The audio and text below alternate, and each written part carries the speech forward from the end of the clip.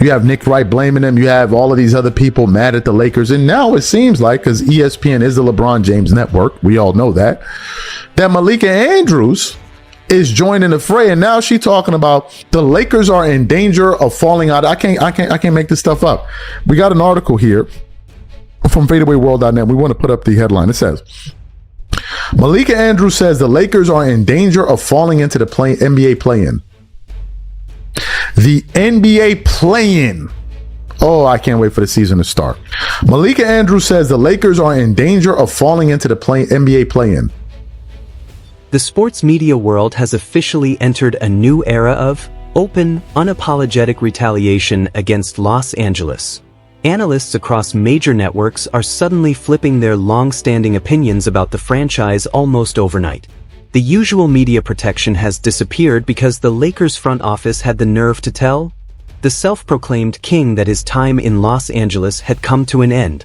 Do you agree with Malika Andrews that the Los Angeles Lakers are headed straight for the play-in tournament without LeBron James? Or is this simply another manufactured ESPN narrative meant to punish the franchise? Let me know what you think in the comments below.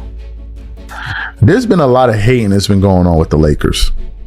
There's been a lot of switching up that I've been seeing from a lot of the people in media. A lot of the people in media that would always give the Lakers a shot every single year going in, all of a sudden now don't believe in the Lakers. Look at Nick Wright. Nick Wright used to, the Lakers could do this, the Lakers could do that. Remember he was doing this dumbass King of the Hill? The Lakers could do this, the Lakers can do that. But the minute the Lakers said no to LeBron, all of a sudden people started getting mad at them. Richard Jefferson said they're going to have a very interesting next 5 years, like as if they didn't have the last 5 years was just not full of total ineptitude. You have that. You have Nick Wright blaming them. You have all of these other people mad at the Lakers. And now it seems like, because ESPN is the LeBron James network, we all know that Malika Andrews is joining the fray. And now she's talking about the Lakers are in danger of falling out. I can't make this stuff up. We seriously need to talk about the absolute chaos dominating the sports media right now, because the level of corporate frustration has reached unbelievable heights. It feels like every morning we watch television analysts completely change their logic depending on which narrative serves a particular superstar. For years, mainstream sports networks went out of their way to praise the Los Angeles Lakers. You could turn on almost any major sports show and hear analysts hyping up the purple and gold, insisting that the roster had legitimate championship potential year after year. Just look at Nick Wright. For years, he built an entire King of the Hill argument around the Lakers, repeatedly claiming on his show that Los Angeles could defeat anyone in the Western Conference once the playoffs began. Even when the team was completely exposed by the Minnesota Timberwolves or showed serious problems with consistency and team structure, the media immediately found another excuse to defend them. But the moment the Lakers front office decided to show some actual organizational discipline, refused to simply accommodate every luxury demand from LeBron James, and ultimately moved on from him, the entire media narrative suddenly flipped upside.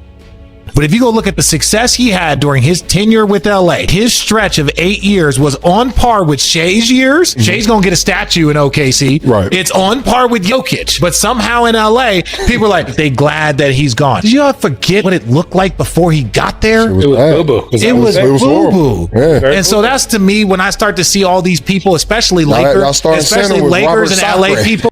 All of a sudden, the media personalities who spent years defending the Lakers are now openly furious with the franchise. Richard Jefferson has stepped in front of the cameras to predict a disastrous next 5 years for Los Angeles, almost as if the previous 5 seasons under the LeBron-centered era weren't already filled with questionable decisions and organizational problems.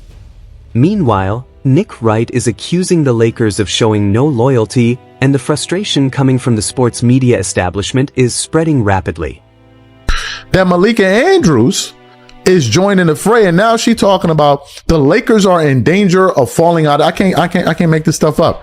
We got an article here from fadeawayworld.net. We want to put up the headline. It says, Malika Andrews says the Lakers are in danger of falling into the NBA play-in. The NBA play-in. Oh, I can't wait for the season to start. It says the Los Angeles Lakers will enter the 2026-27 NBA season with almost a brand new roster, and Malika Andrews think they'll take a step back from last season. When discussing whether the Lakers or the Boston Celtics will exceed expectations on NBA Today, Andrews revealed she expects the team to be in the same boat. I see both teams as having actually fairly the similar paths, Andrews said. They're both going to be fighting to be the sort of in that top six, maybe in danger of falling out of the top six in the league. Since ESPN is often viewed as being closely aligned with the LeBron James media machine, it was only a matter of time before the network's biggest studio personalities entered the conversation. Malika Andrews has now stepped into the debate with a prediction so extreme that it almost sounds unbelievable. Fadeaway World recently highlighted her appearance on NBA Today, where she suggested that the Los Angeles Lakers could be in serious danger of dropping into the play-in tournament next season. Let's take a closer look at what she actually said while comparing the projected futures of the Lakers and Boston Celtics.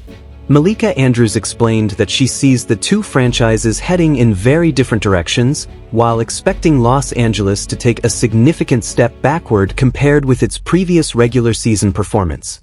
According to her assessment, the Lakers could find themselves fighting simply to remain inside the Western Conference's top six, with a very real possibility of falling all the way to the 7th or 8th seed. Now, the Lakers haven't finished outside of the top four in the Western Conference since J.J. Redick took over as head coach in 2024. They were the third seed in 2024-25 with a 50 and 32 record, and the fourth seed in the 25-26, 59-29 record. It says Redick, of course, had a certain LeBron James assistance.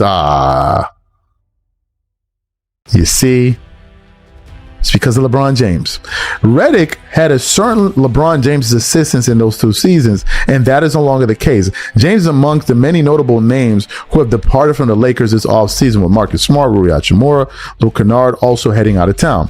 Luka Dončić and Austin Reeves are now the only two key pieces left over, and they've seen the Lakers bring in the likes of Walker Kessler, Quinn Grimes, Sandro, I can't pronounce his last name, Colin Sexton, Kevin Looney, Zaire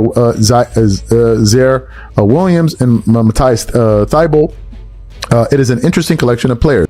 The media's sudden pessimism about the Lakers is honestly hard to take seriously. It feels like history is being rewritten simply because LeBron James is no longer in Los Angeles. Since J.J. Redick took over in 2024, the Lakers have consistently remained near the top of the West. They finished third in 2024-25 with a 50-32 record. The following season, they earned the fourth seed with an impressive 59-29 record. Yet somehow, those successful seasons are now being treated like they meant nothing. The narrative suggests LeBron was responsible for everything the Lakers accomplished. But the front office has already moved forward with a completely different vision. Los Angeles focused on getting younger, deeper, more athletic, and more balanced. Luka Dončić and Austin Reeves are now the clear foundation of the franchise. Around them, the Lakers added players like Walker Kessler, Quentin Grimes, and Kevin Looney.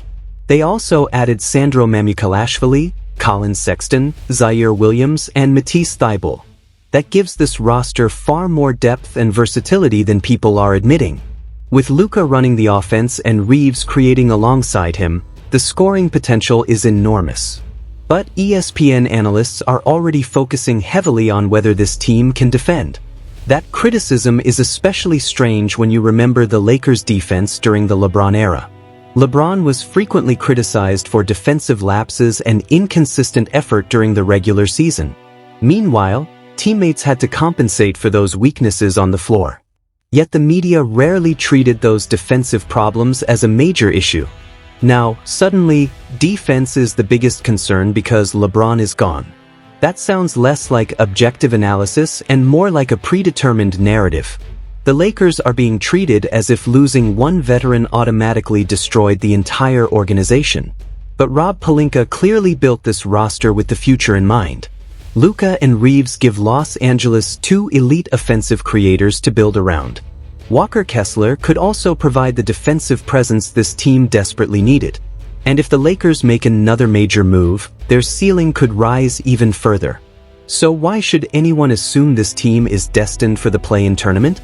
The Western Conference is competitive, but several teams ahead of them have major questions too. Oklahoma City and San Antonio look dangerous, while Houston is clearly improving. But Denver, Minnesota, and the Clippers are hardly unbeatable. The Lakers have enough talent and depth to compete for a top 4 seed. Austin Reeves could also become even more dangerous with greater freedom offensively. He has already shown that he can explode for huge scoring performances. Now imagine that version of Reeves playing beside Luka without constantly having to defer. That combination could make Los Angeles one of the league's most dangerous offenses. I cannot wait for the season to begin and see whether the media predictions hold up. If the Lakers succeed, the entire collapse narrative could fall apart quickly. And when Luka and Reeves have this team near the top of the West, the questions will change. At that point, Malika Andrews and the rest of the analysts will have to explain the results. Until then, predicting a Lakers collapse simply because LeBron left feels premature.